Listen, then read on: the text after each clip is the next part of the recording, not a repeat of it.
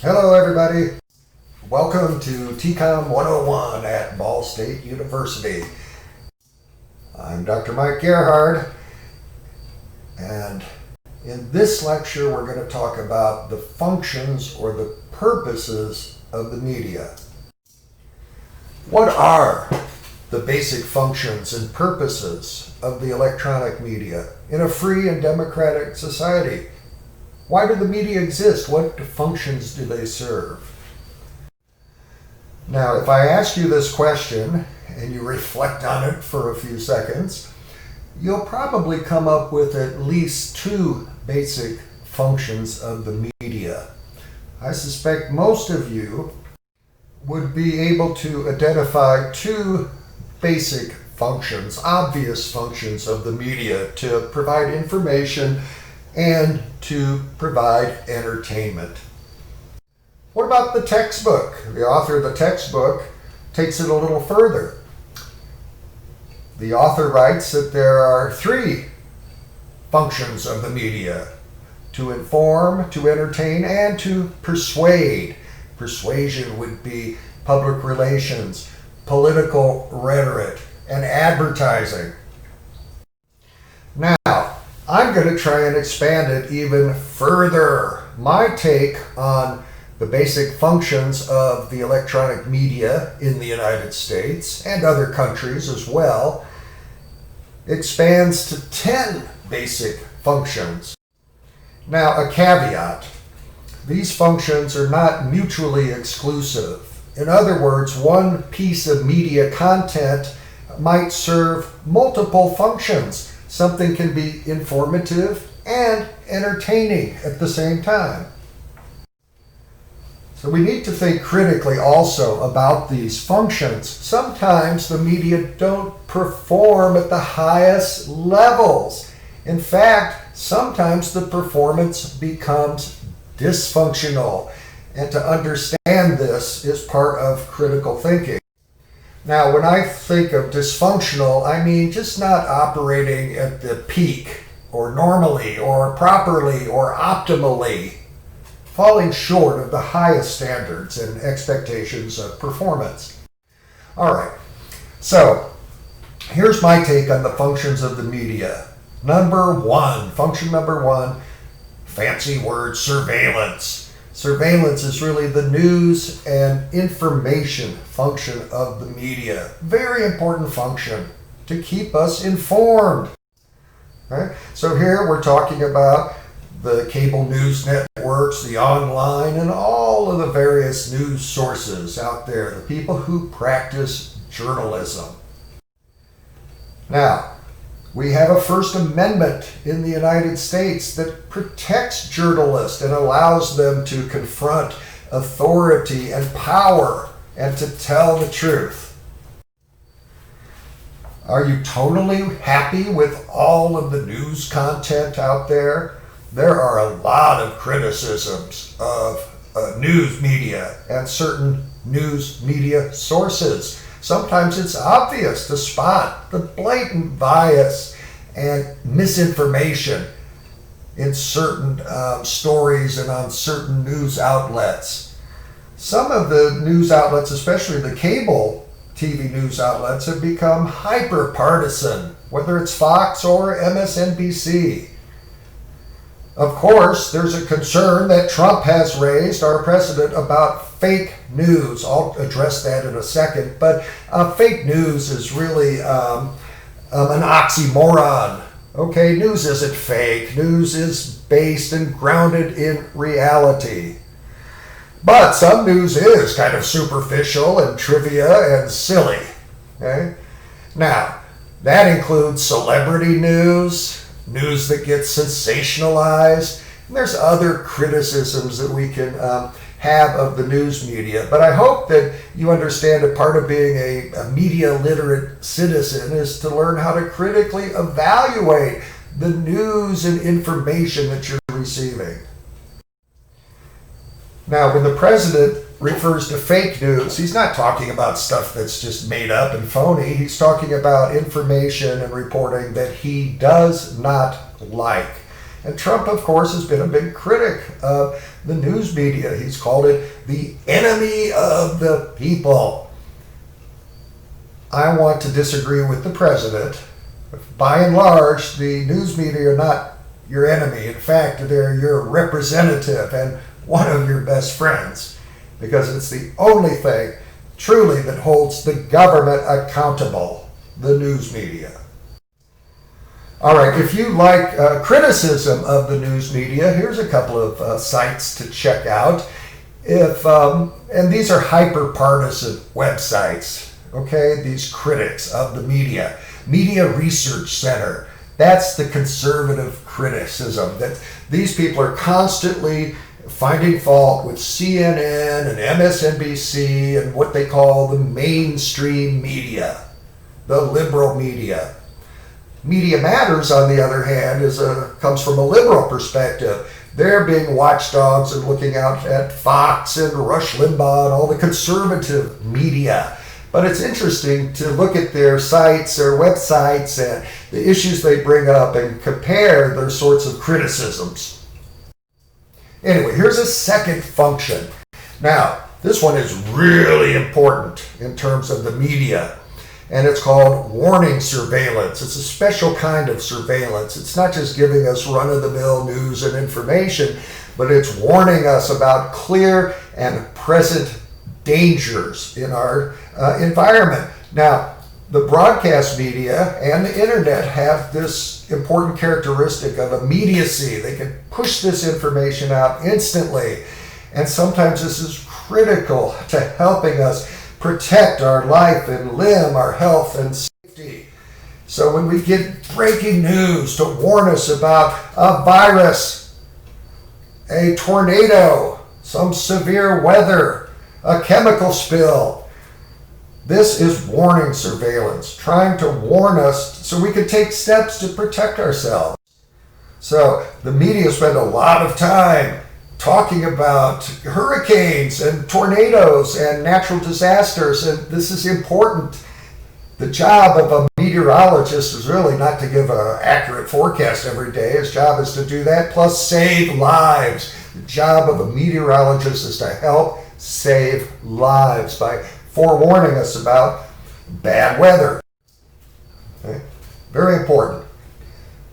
Now, the news media also warn us about things like the coronavirus pandemic, okay, and give us a lot of advice and information and explanation about what's going on and what steps we should take to protect ourselves and others.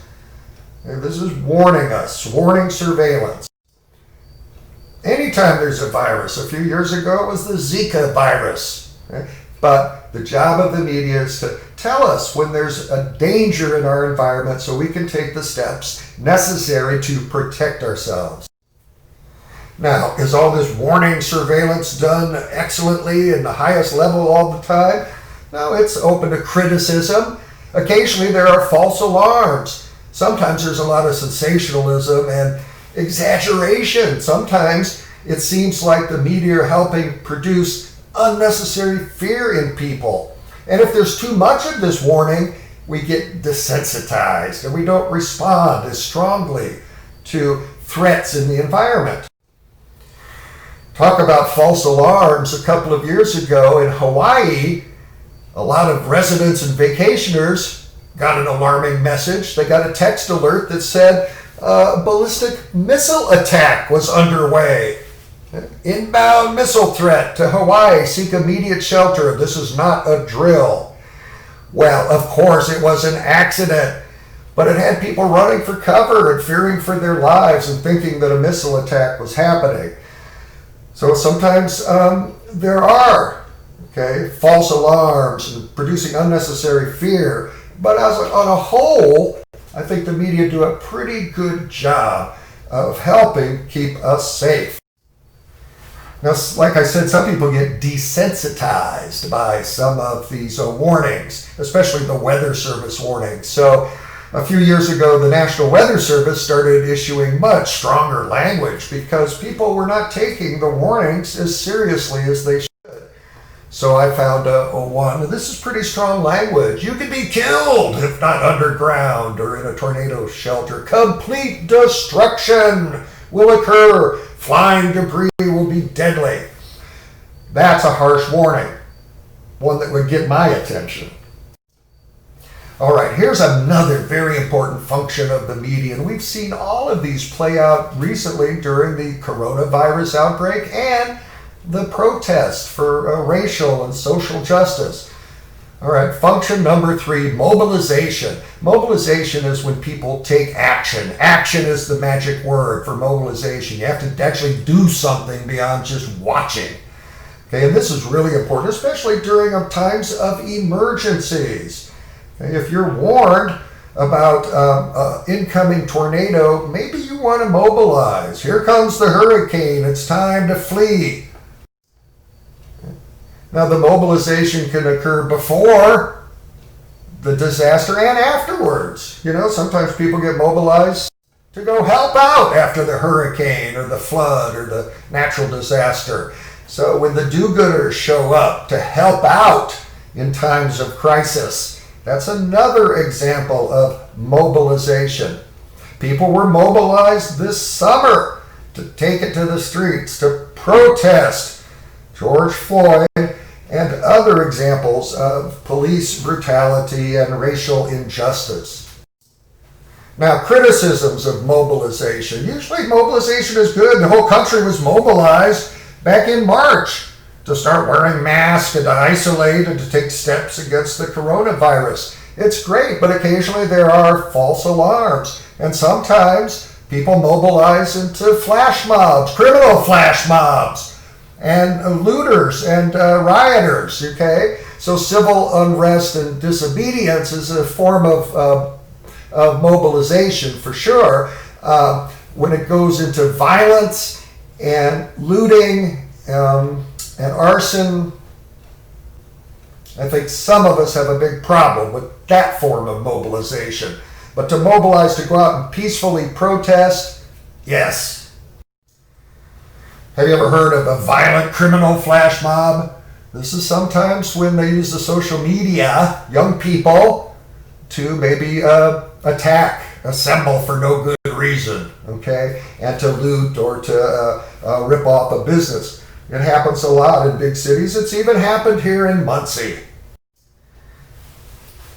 You know, a few years ago, there was something called the Arab Spring. It was an uprising in the Middle East about 10 years ago. And a lot of people say that, you know, they came close to some real important revolutions. A lot of people say Twitter, social media helped people organize, mobilize in order to take it to the streets in protest. You have to remember that the authorities also monitor the social media to discover and track what people are doing. That's called surveillance. That's another kind of surveillance. Okay, here's mobilization when people were encouraged to go out and play Pokemon Go.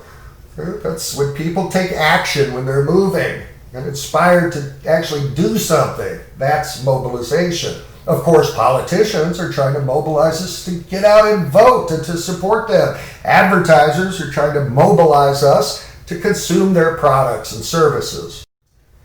Okay, here's another very important function of the media in society, and that's to amuse us, to entertain us, to provide some diversion, some relaxation, some companionship.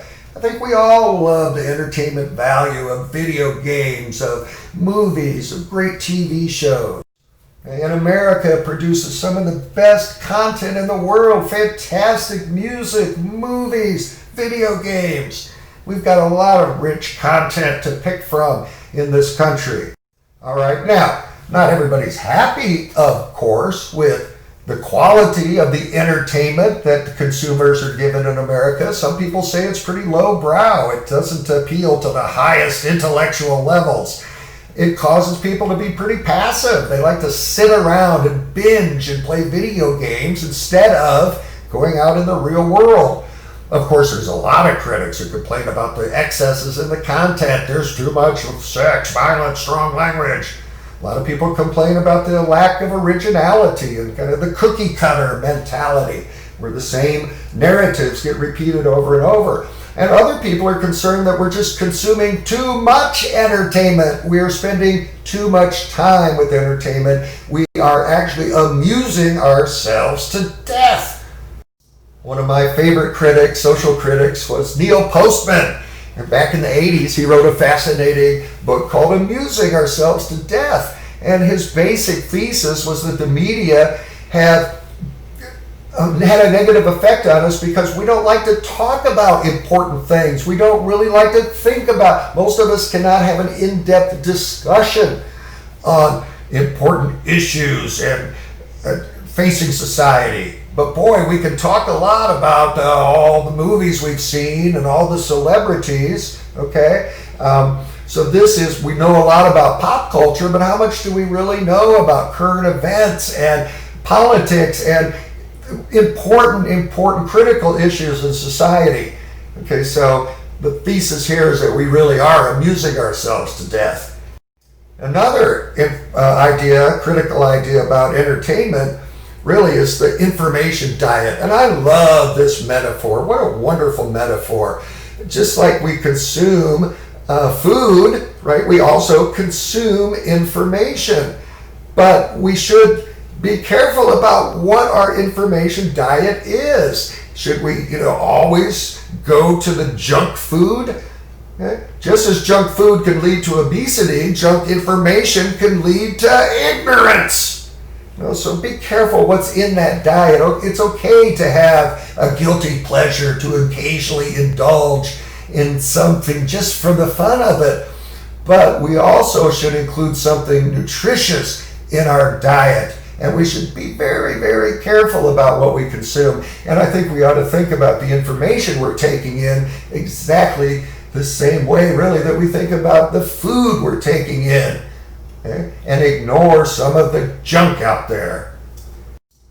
All right, that's going to wrap it up for this video. That's the beginning of my discussion of the purposes and the functions of the media in society. We'll carry on more on this topic in the next video.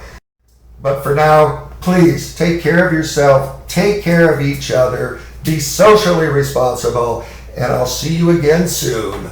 So long.